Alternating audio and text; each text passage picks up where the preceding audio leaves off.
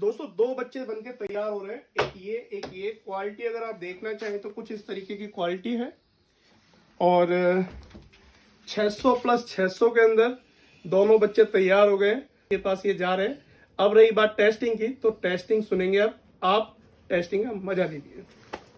तेरे सजदों में धड़के दिल ये मेरा मेरी सांसों में चलता है, बस चैन नहीं आया किन्ना सोना तेनू रब ने बनाया।